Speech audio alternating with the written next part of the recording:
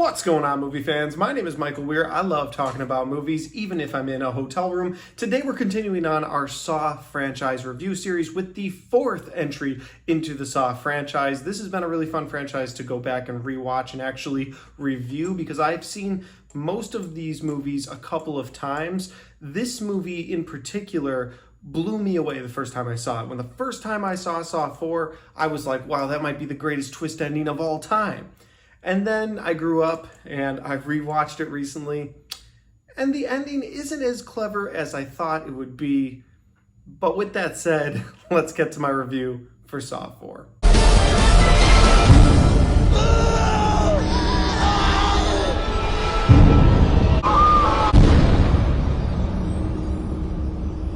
Hey guys, if this is the first time you're finding my channel, I would love for you to subscribe to my channel. Check out all the different content that I have. I've got movie reviews, Blu-ray talk, sometimes movie news if the movie news is so exciting that I want to personally talk about it. But yeah, if you like to watch a guy talking to his camera for 5 to 10 minutes at a time, I would definitely recommend checking out my channel. And on to the review. And so guys, Saw 4 is directed by Darren Lynn Bousman, yet again, the third entry in this franchise where he was the director of the movie. Watching these movies, you can see like what James Wan did with that first Saw movie, and then you see Darren Lynn Bousman sort of take over this franchise for these 3 movies, and you can really see like this, it had the same direction, even though the writers might have mixed up now and again, it had the same direction as to where they wanted to go, and that was very evident with the director that they had. You have several returning characters yet again, and that's something I've always praised the Saw franchise for doing, because while it might seem like, hey, you guys kind of made this up as you went along, they had characters in the movie that, I don't know if they signed these actors to multiple deals, but like several actors that you saw in the second movie came back for 3, and then some of those people died, and then died in the movie to be clear, and then you've got all these people returning for part 4 where they will now be tested by Saw. And so it's like it's taking its time, the franchise is breathing, and I think that's one of the reasons that I enjoy this franchise so much, because on the one hand you have a situation where, hey, I've seen these characters before, they're not brand new people to me, and that's something unique, I think, for a franchise. Yeah, you've got your Laurie Strodes from Halloween, you've got your Sidney Prescotts from the Scream franchise, but you tend to get like a whole new cast of characters around that character. Whereas this movie kind of starts off with a big group of people, at least in Saw 2, that you get introduced to, and then like flies, they get picked off in these movies, and it's fun to watch them kind of go through their trials and their tests. Sometimes they're background characters for movies, and sometimes, like in this movie, they're front and center, and that would be where we get to our characters for this movie. The first character we're going to talk about is Rig, and Rig is played by Larique Bent, and he is a detective who was best friends and co-detectives with Eric Matthews, who's been missing now for 6 months. You also get Detective Hoffman, who popped up for a scene or 2 in Saw 3. That movie wasn't about him, but again, when you get him in this movie, it's like, oh wait, I've seen him before. He's not this fresh face that I need to figure out who are you and what are you about. Like, I've already seen him, and now I understand why he's part of this Jigsaw universe. You do, however, get 2 new faces in this movie that are worth talking about. You get Agent Perez and you get Agent Strahm. Now, Agent Strahm is played by Scott Patterson, and that is, of course, Luke from Gilmore Girls. So if there's any Gilmore Girls fans out there, there you go. I know my wife is one of them, so when you watch this, he's in this movie, and he's the best thing about this movie, and part 5, for the record. Now, I really like him as an actor, so it's cool seeing him pop up in this movie. So, like I said, the Saw franchise is unique in that it has a core group of characters that it brings with you throughout these movies, but it can pepper in some new people and they actually add something to the layers of the movie. And of course, the movie brings back Tobin Bell once again as Jigsaw, even though we saw him die in part 3. You have him narrating the beginning and end of this movie, and then his voice is on cassette tapes throughout this movie. And the twist ending, which we'll get to later in the review when I throw a spoiler tag up, you kind of understand why you're only hearing Jigsaw's voice throughout this movie, but we'll get to that. But let's talk about the synopsis of this movie. The movie focuses around Riggs and Detective Hoffman and Agent Strahm. Those are your 3 key players for this movie. Riggs is the one being tested the most. You've got him going through a test because he is a person who kicks down too many doors. I feel like they were reaching on this. We'll get to that in a little bit, but he is a detective that has no patience. He kicks down doors, and he needs to be taught a lesson to let things be. On the other side of things, you have Detective Hoffman, who has seemingly been kidnapped by the Jigsaw killer, put into a weird trap next to Eric Matthews, who it turns out is still alive. And that's a cool trap because you've got Eric Matthews, who's basically hung by a noose, arms tied behind his back, and his legs are on a block of ice. And as that block of ice melts, it puddles around Detective Strahm, who's sitting in a chair connected to a bunch of wires where he could be electrocuted. So that's like your main trap that you're seeing throughout this entire movie as the countdown happens for Detective Riggs on his main game. That's a lot of moving pieces that were thrown around. I didn't do a great job explaining the synopsis of this movie, but there you have it. If it sounds interesting, you can go check this movie out either on streaming or go pick it up. I've seen a bunch of different versions of the Saw collection coming out to Best Buy, Walmart right now because everybody's excited about the new Saw movie. So yeah, go check it out if you're interested. With that said, let's get to my likes and my dislikes. Getting into my first like, I like that this movie set up the first origin Jigsaw kill. And that's kind of cool because if you have an origin story for a superhero, you're always going to see like the time they put on the suit for the first time, or the time that they saved their first life, the time they decided to stand up to whatever evil was in the world. However, if it's an origin for a serial killer that likes to torture people, the origin story is going to be his first victim, his first kill, and why. It kind of made sense why they did that. It was a little soap opera-y, but it was still fine. I thought they gave you enough reason to be like, yeah, Jigsaw killed that guy. Like that's fine. And so you get to see him do his first test and sort of the failure in that test. And that was cool to see. So I liked that. I liked the origin kill for Jigsaw. The second like I have for this movie is going to be the planted seed of Agent Strahm and Detective Hoffman's feud, which encompasses Saw 5. And I really remember liking that, so I'm hoping on rewatch I really enjoy that feud play out.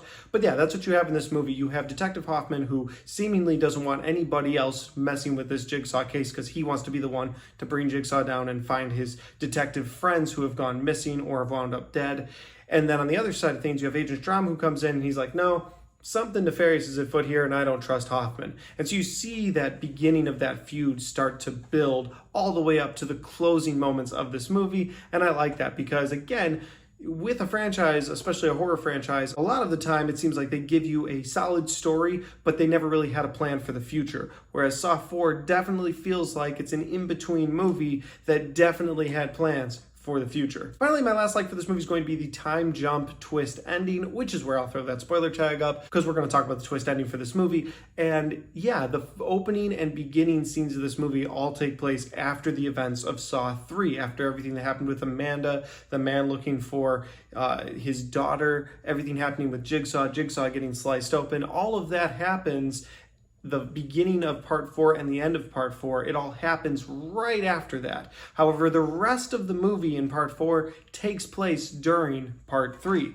which is why Jigsaw is still the Jigsaw killer and on all of those tapes we talked about earlier, because he's testing Detective Riggs. So Jigsaw actually has multiple games going on.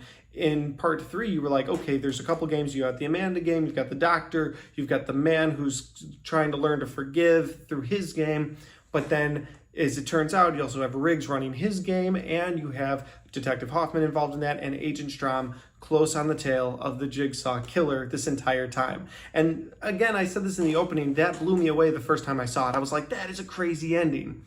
It's not as clever now, but I still enjoy it. I mean, it's kind of a cop-out. It's like, oh, okay, so you guys just kind of milked the franchise a little because you built the whole part 4 around part 3, so now part 5 is technically part 4. It just seemed like a little bit of a cop-out now that I've seen it again. However, I still like that twist ending because I still think it works. I still think the time jump works, especially if you're a first-time viewer. It'll work for you because you'll be like, oh my god, that's right when Jigsaw died and there's Strahm, he was there the whole time. Like, it's cool to see that all these characters sort of collide and come together. For dislikes, I kind of just touched on it, but yeah, this movie does feel like filler as far as the main storyline goes. This movie seems like the only one in the franchise that I can at least remember that seems like they had an idea for part 5, but they needed to bridge a gap to get there. And they were like, you know what? Part 4 is going to be that bridge. So while I still think 4, it's a solid entry into the franchise, it does feel like filler. And when you finish it, you're kind of like, okay,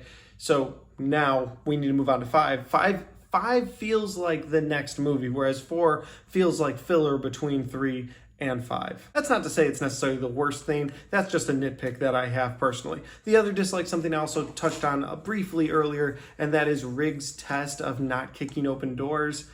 It's a little weak. It is. I mean, you're an impatient cop. Yeah, but he's trying to save people's lives. To me, that's weak. And Jigsaw's whole point was you're supposed to learn to let things go, but he's a police officer. He took an oath, like he's supposed to save people's lives. So he hears someone screaming in the next room. Yeah, he's gonna kick the door open. He sees his partner in a trap. Yeah, he's gonna kick the door open because maybe she's still alive.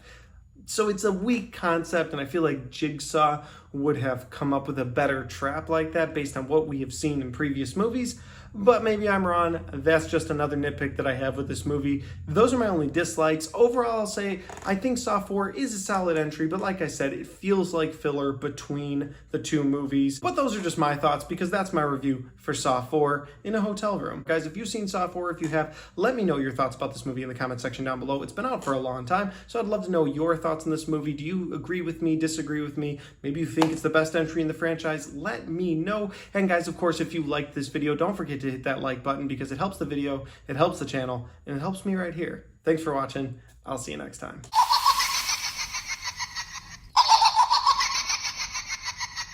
Alright guys, we got to the end of the Saw 4 review, and I've really enjoyed doing this franchise with you guys. It's been a good time, but like all the other Saw movie reviews that I've done, it's time to talk about my favorite trap in this movie. And my favorite trap in this movie is going to be the ice block trap that Eric Matthews is currently tied to. Now, it's linked to the twist ending. I'm not going to throw the spoiler tag back up. I'm just going to talk about this trap so you've been warned. The movie's been out for a long time. But essentially, you have Eric Matthews who is hanging from this rope, and his feet are on a block of ice, and if this block of ice melts, it's going to puddle around Detective Hoffman, who seemingly is going to get electrocuted to death. So there's a lot of things at stake right there. But when the door gets kicked open by Riggs in this movie, because that's his issue, is he kicks open too many doors. When he kicks open the door for this movie, 2 gigantic, looks like hammers of ice come down and just crush Eric Matthews' head, which was a punk way for him to go out. It's too bad because he was a badass in part 2, and then in part 3 you saw him, oh, maybe he's going to get the upper hand on Amanda, and no, he didn't. She was able to break his foot. He knocked out from the pain. They were able to tie him up and just keep him alive for a final game in part 4. So we are sending off Eric Matthews in part 4 with this trap, but it's definitely my favorite trap from this movie. I like the ice block trap. There's a lot of implications, and it works well with the twist ending, in my opinion, and that's why that's my favorite trap in this movie. But guys, if you enjoyed this review and you want to check out any of my other Saw movie reviews, you can click right there, or if you want to check out any of my 2023 movie reviews, you can click right there.